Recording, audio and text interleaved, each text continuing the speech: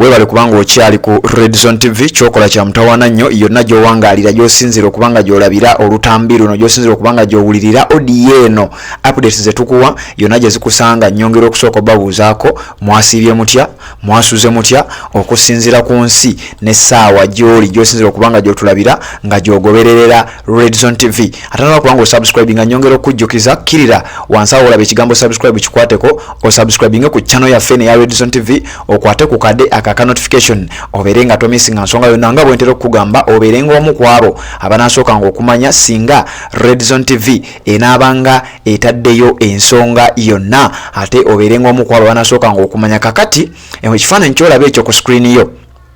nga bwe nkugambye nti owa Tanzania ayongedde okubanga alumya bannayuganda batya soko subscribing soko okwate ku share button okwate link eyo ogisuule mu WhatsApp groups ezenjawulo zolimu ogisuule mu mbeera yonna gy'osobola okubanga otegeera nti abantu bajja kuba nga bategeera video eno nga bategeera eggulire lino omukulembeze w'eggwanga erya Tanzania njagala tutambule mpola ontegeere bulungi nnyo omukyalo oyo amanyiddwa nga Samia Suluhu Hassan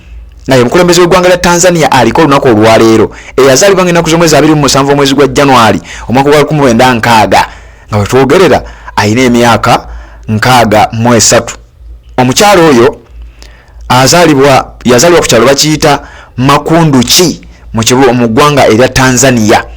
emyaka 63 nga bwe nkugambye abadde president w'eggwanga erya Tanzania okuviira ddala mu mwaka gwa 2021 ennaku z'omwezi zaali nga 19 mwezi gwa kusatu omwaka 2021 ndoza mugujjukira bulungi nnyo ngaddira eyali mukama we John Pombe Magufuli era ng'ono omukyala yali vice president wa John Pombe Magufuli kakati ng'olwaleero ye president w'eggwanga erya Tanzania mukyala abasinga obungi balowooza ayinza obutakola bulungi nnyo ebintu biyinza obutatambula bulungi nnyo naye kati njagala owulire ebibeera mu ggwanga Uganda ne mubimanyiira ebibeera mu ggwanga Uganda ne mbirabanga ebintu bya bulijjo omukyalo ono ayina abaana ayina omwana omu yekka gwe bayita wano Hafin Ameir omukyalo ono eyaliko vice president mu ggwanga erya Tanzania nga mukama we amanyiddwa nga John Pombe Magufuli omukyalo ono amanyiddwa nga Samia Suluhu Hassan akoze ekyafaayo era nga bwe nkugambye ayongedde okulumya bannayuganda lwaki nti byo bye mugenda okuwulira mu ggwanga lya Tanzania mu Uganda bye baana baliwo era bya bulijjo mwabimanyiira kati njagala owulire omukyala Samia Suluhu agobye olukiiko olukulembera ensonga z'amasannyalaze mu ggwanga lya Tanzania ndowooza tukiza wano mu Uganda yandibadde bumeme naye ate bumeme si kitongole kya gavumenti kati ate mu ggwanga lya Tanzania ekitongole ekivunaanyizibwa ku nsonga z'amasannyalaze omukyala Samia Suluhu Hassan abagobye abagambye saagala kuddamu kulaba muntu n'omu ayingira ofiisi ye lwaki amasannyalaze mu ggwanga lya Tanzania gagenze ne gavaako nga bwe gaddako nga gali on and off mu ggwanga Uganda temwabimanyiira era omukyalo ono n'anyiiga complaints we zizze abantu bakomplaininga amasannyalaze gafaako bwe gaddako n'abagamba gwakulira ekitongole eky'ebyamasannyalaze mu ggwanga lya Tanzania eno si Uganda era awannyo waawo kwatamu ebibyo obeere ng'ova mu ntebe eyo oba mu kifo ekyo ekyokubeera ng'okulira ebyamasannyalaze mu ggwanga lya Tanzania ebimu ku bibuuzo bannayuganda bye beebuuzizza era emu ku nsonga lwaki ndeese eggulire lino abannayuganda beebuuzizza ebimu ku bibuuzo bino wammanga can it happen ebirala nja bikugamba Red Zone TV kwoli Sibambe Patrick nze nkuweereza amawulire nga bwe gajja bwe ngakuwa ate ne tuba nga tutambula ate nabakubanga osubscribing nyongera okusaba era sijja kowa kujjukiza kirira wansi awo olaba ekigambo subscribe kikwateko osubscribing ku channel yaffe eno okwate ku kade aka notification obeere nga tomisinga nsonga yonna kigambibwa nti mu ggwanga lya Tanzania okwetoloola ebitundu eby'amaanyi amasannyalaze obwedda gagenda bwe gadda amasannyalaze obwedda gavaako bwe gaddako ng'abantu beebuuza ki ekireetedde amasannyalaze okuba nga gavaako lwaki amasannyalaze tugasasula ate gabeera on and off tetukola ne batwala complaints mu nsonga oba mu offices ez'enjawulo ezikwatibwako ensonga omukyala Samia Suluhu amawulire olwamutuuseeko n'agamba abantu bange babeera batya mu nzikiza gwakulira ekitongole ky'amasannyalaze okola mulimu ki ate ng'amasannyalaze tugayina newankubadde ng'agamu tugeewolako mu ggwanga lya Uganda okola mulimu ki lwaki abantu tebalina masanyalaze omukyalo ono nakwata ku nkoona abantu abakulembera olukiiko luno olukwasaganya ensonga z'amasanyalaze mu ggwanga erya Tanzania siyinza kukkiriza abantu bange okubeera mu kibululu bwonna olukiiko oba boodi yonna tayina muntu n'omu gwaleseeko bonna abafuumudde n'abakwata ku nkoona n'abanga bagamba muve mu offices ezo kubanga temwajja kutula mu office mwajja kuweereza bantu bange aba bulijjo. Kakati wano mu ggwanga Uganda amasanyalaze gagenda enkya n'eggulo ne gabanga gatulemesa n'okkola ne gabanga gajjako n'ebyuma byaffe. Bannayuganda bagambye bannange oba tusenguke tugende Tanzania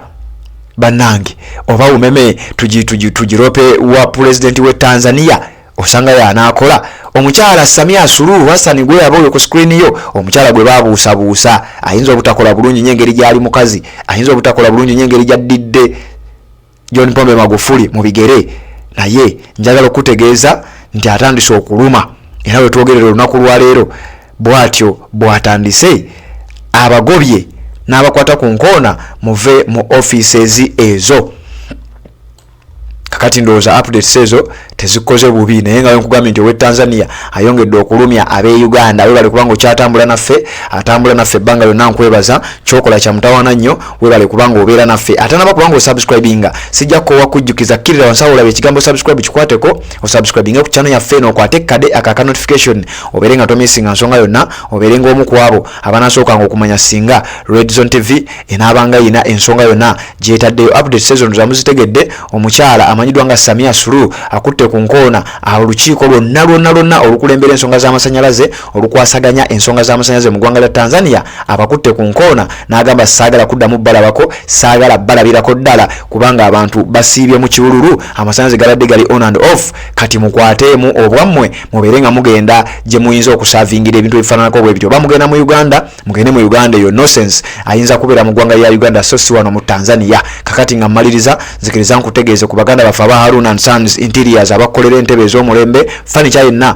owebika ebyenjawulo gwe wandyagadde omuli sideboard omuli dining tables omuli entebe ez'omu office omuli emmeeza ez'omu office omuli ebintu byonna ebya furniture byewandyetaaza okukozesebwa oba ebikozesebwa mu kiyungu oba mu ffumbiro n'oba nga ate otambula bulungi nnyo. Sofa set ze bakolera ezo shape zonna ze wali owuliddeko ezakulanga ero zonna bazikola